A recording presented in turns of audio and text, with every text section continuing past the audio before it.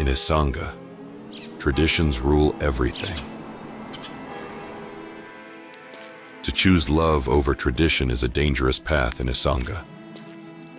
Zuri dared to love, and now she's an outcast.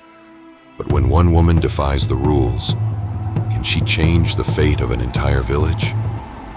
Coming up, the story of a woman's courage against tradition.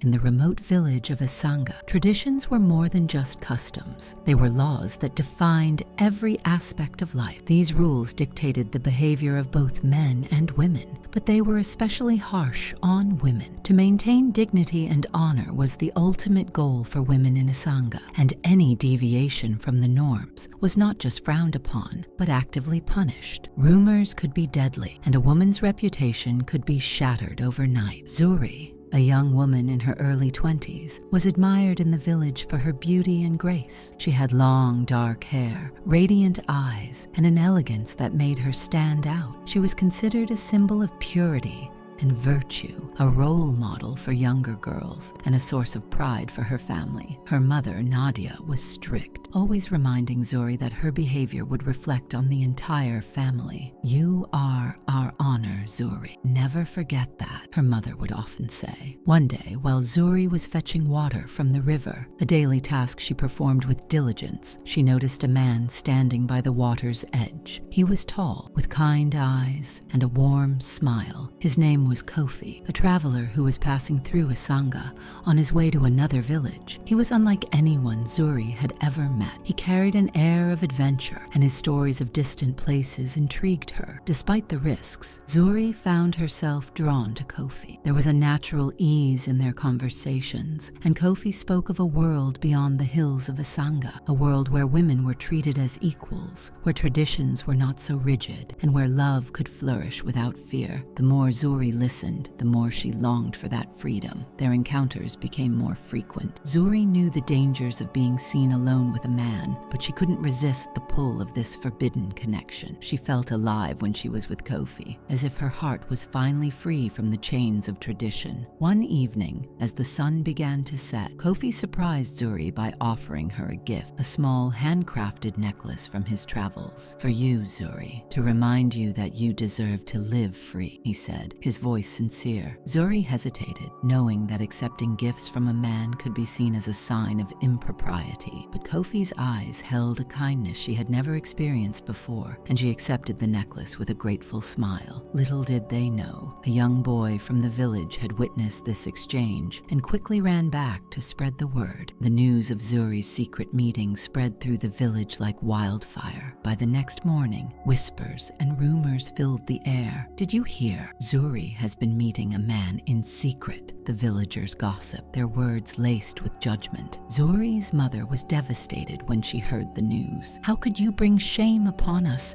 Nadia yelled, tears streaming down her face. Zuri tried to explain, but her mother's anger only grew stronger. "You have broken our trust, Zuri. You have broken the village's trust." As punishment, the village council called for a public hearing. Zuri stood before the elders, her head bowed in shame. "Is it true that you met with this man alone?" one of the elders demanded. Zuri nodded, unable to lie. "Yes, but I have done nothing wrong," she insisted, her voice trembling. But the elders were unmoved. "You have broken the sacred rules of our village," they declared. "Your actions have consequences." The council decreed that Zuri would be banished from her family's home and forced to live on the outskirts of the village as a symbol of disgrace. Zuri's mother, despite her heartbreak, was forced to publicly disown her daughter. "You are no longer my child," Nadia said coldly, though her voice betrayed a hint of sorrow. Left alone and isolated, Zuri struggled to survive. The villagers avoided her, some even throwing stones in her direction when she passed by. But Kofi, who had not left Esanga, found her and tried to comfort her. "You are not alone, Zuri. I will stand by you."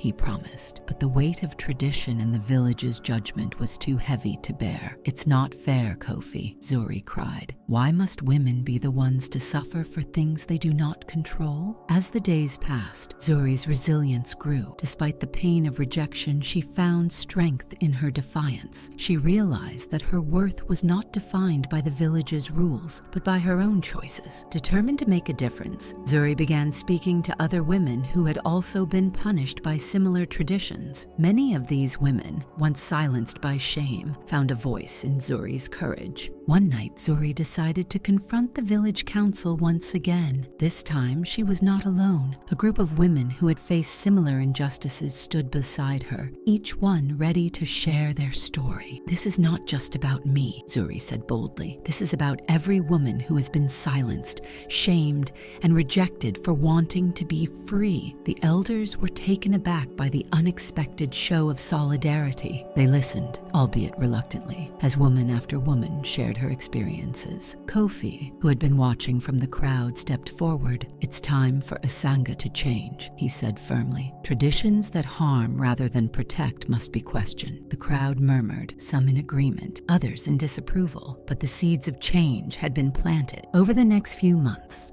the village slowly began to reconsider its harsh customs. The younger generation, inspired by Zuri's bravery, started questioning the traditions that had governed their lives for so long. Zuri, once an outcast, became a symbol of hope and resilience. Years later, when Zuri returned to her family's home, her mother greeted her with open arms. "I was wrong, Zuri," Nadia admitted, tears in her eyes. "You have shown us that love and honor are not found in rigid rules, but in the courage to stand up for what is right." Zuri smiled, embracing her mother. "It's never too late to change," she said softly. And in that moment, Esanga felt a shift, a new beginning rooted in compassion, equality, and understanding. Thank you for joining Jum's journey and experiencing the power of acceptance and resilience with us.